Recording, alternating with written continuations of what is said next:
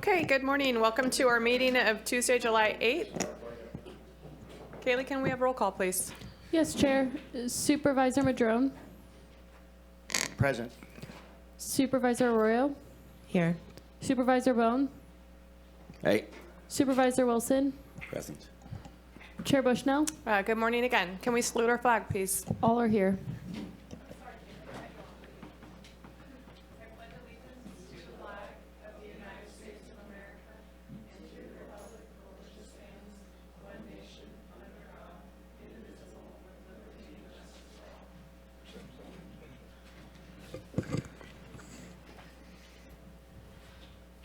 Before we get started, I just want to make note, there's been a lot of horrific stuff going on, and I'm really praying for Texas and the flooding that's going on there and all those individuals. It's been really terrible to watch, and hoping that that community can recover. We will go on to modifications of the agenda. Good morning, CAO. Chair. Good morning, Chair Bushnell. There are no modifications today. Okay, so we'll go on to our consent calendar. And does anybody from this board have anything to say on the consent calendar?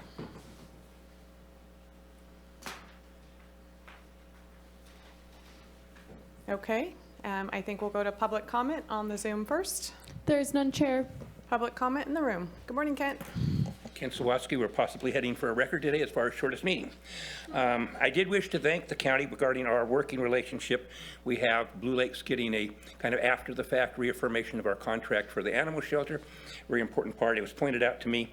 Unfortunately, due to carry forward on prior city council and city manager things, City Blue Lakes budget isn't really well. Otherwise, we would be doing an additional contract to actually have the service provided out there.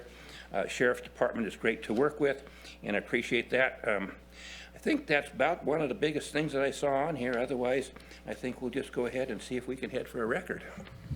Thank you. Any other public comment in the room on the consent calendar? Seeing none, I'll close public comment, bring it back to the board for a motion. I'll move consent. A second. Okay, Kaylee?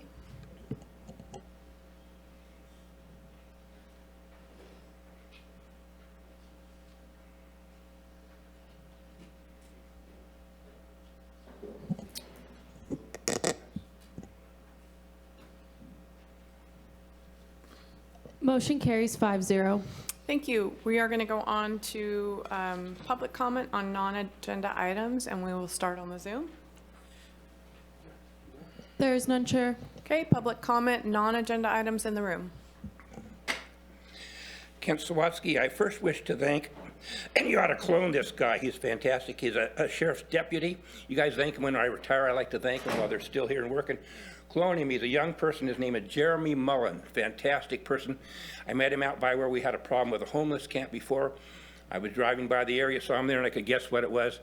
So unfortunately, we have an invasion of some of our people out there. They desire to live out in the woods in an unsafe, unsanitary place. Mr. Mullen's working there. We're working with him.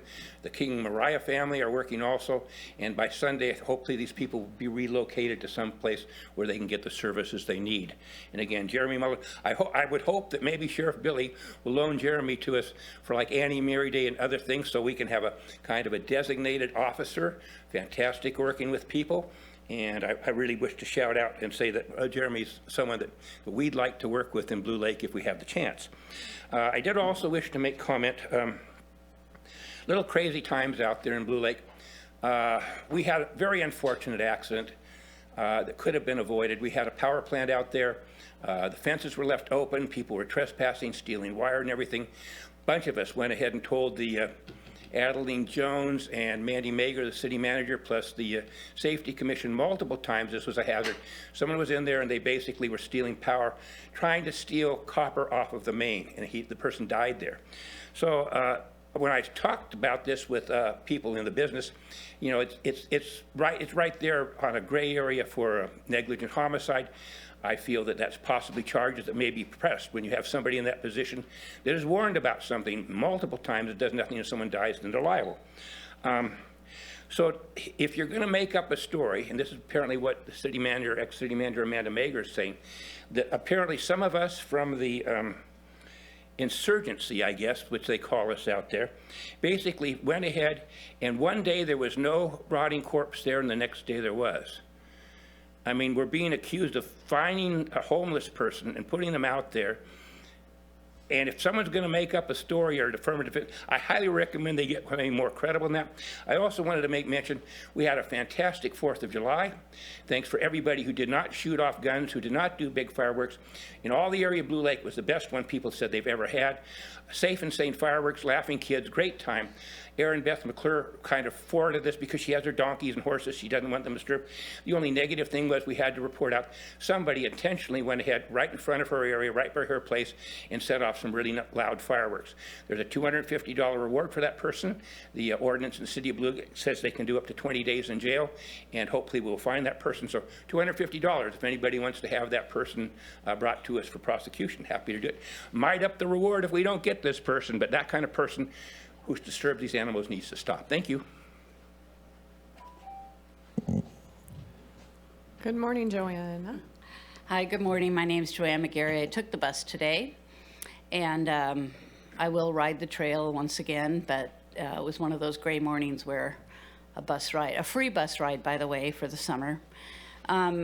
So, I usually talk about 3 things, and I guess those 3 things will be sort of mushed together in the climate reality that we're facing. And I did have an opportunity to look at the video a little bit of the EIR report on the Climate Action Plan.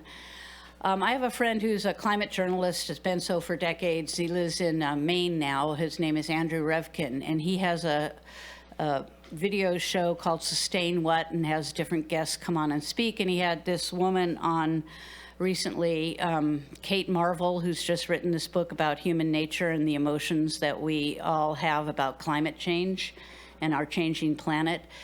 And just locally, I spent this 4th of July weekend, and I attended 2 celebrations, the 4th of July in Arcata, and then went up to McKinleyville on Saturday for a wonderful first-time One Village, Many Peoples event. And we here in Humboldt really know how to celebrate and have good parties. But as Supervisor Bushnell mentioned at the beginning of this meeting, we have realities that are happening around the world, including the horrendous flooding in Texas. And we know what is causing this. We know what we are not doing enough of to adapt and be resilient and be prepared. And it just makes me realize that Humboldt, we need to really get out there and practice a lot of things before they, happen in reality, so that we won't have the horrendous casualties and harm done to people. So this brings me to, I see a lot of ads this weekend coming up about the Rumble in the Redwoods air show. And I hope this is going to be the last one that we have in this community, because air shows, carbon emissions, these are just not the kinds of things that we need to do in our community if we want to reduce greenhouse gas emissions. And I really want to make sure that if this event happens this year, people get there collectively and not in their individual cars. I could talk a lot more about a lot of different things, but I just want to remind you of the hummingbird story, where the hummingbird was the only one who went to try and put out the fire. We need everybody to go and get the water to put out the fire collectively. Thank you. Is there any more comments? Good morning. My name is Barbara Carnum. I have a concern that I hope this is the right forum to bring it to. If it isn't, please let me know where to take it. I'm concerned about the safety of people protesting in front of the courthouse. And I believe that there should be some kind of barrier put on the sidewalk. It wouldn't impede traffic at all, but it would provide some protection for folks on the sidewalk. We all know what's been going on in the country and in the world with people using vehicles to create all sorts of violence. And this is an opportunity, or this could be an opportunity for the city to provide, or the county, whoever it is that's in charge, I'm not sure who is responsible for the sidewalk, but whoever is responsible for the sidewalk could have an opportunity to give some protection to citizens. I'm real clear that we certainly can't protect everybody from everything, but this is an opportunity to do that. I'm also real clear that budgets are really tight, but this would probably be a whole lot less expensive than lawsuits, should, God forbid, something awful happen. So I think it's more of a moral imperative that the city or county takes some responsibility for trying to protect citizens that are out there using their First Amendment rights.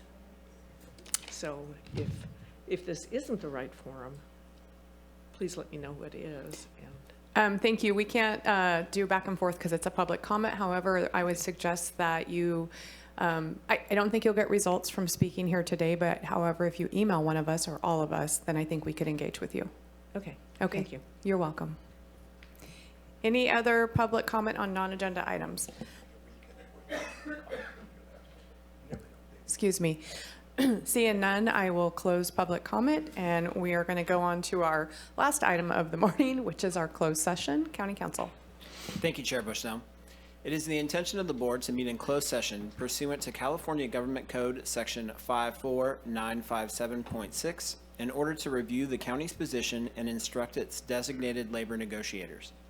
It is also the intention of the board to meet in closed session pursuant to California Government Code Section 54956.9D1 in order to discuss existing litigation in the matters of the Potter Valley Hydroelectric Project, Federal Energy Regulatory Commission Project Number 77-285, and Christopher Mitchell versus County of Humboldt, case number 3:2-4-CV-03845-RFO. Thank you. We will go to public comment on the Zoom. There is none, Chair. Okay, public comment on the room for closed session. Ken Sawatsky, I did wish to point out you are negotiating with your workers again. Earlier in the meeting, you approved $225,000 for lawyer's firm. Liebert, Cassidy, Whitmore apparently are participating in this, and their job is to just say no. I'm happy to just not be a lawyer and just say no to those people if that's what you're trying to do and save you the $225,000. I feel it's very disrespectful to use this with your employees. They do not take it well, and these things should be negotiated fairly, equitably, and quickly when it's time to do so. So anyway, lastly here, on an upbeat thing, hope to see you all at Annie and Mary Day, August 3rd, coming up pretty soon. It'll be a wonderful time in the wonderful city of Blue Lake. Thank you for my opportunity to speak. Any other public comment on closed session? Seeing none, closing public comment. And I believe we have a time frame, so if I could have all the supervisors go into conference room A. Council? No, done? Yep. Okay, we're in recess. How long do you think? I'm sorry.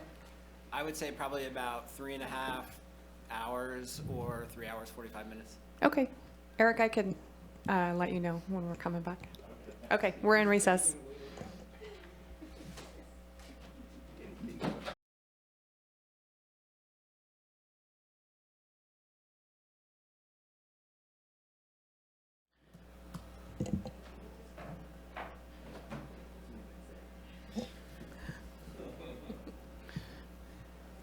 Okay, we are back out of closed session, and we'll go to County Council for a report out. Thank you, Chair Bushnell. There was no reportable action taken with regards to items K1 through K3. Okay, and we are going to be adjourned, and just a reminder, we do not have a meeting next week. It'll be the following week. Thank you.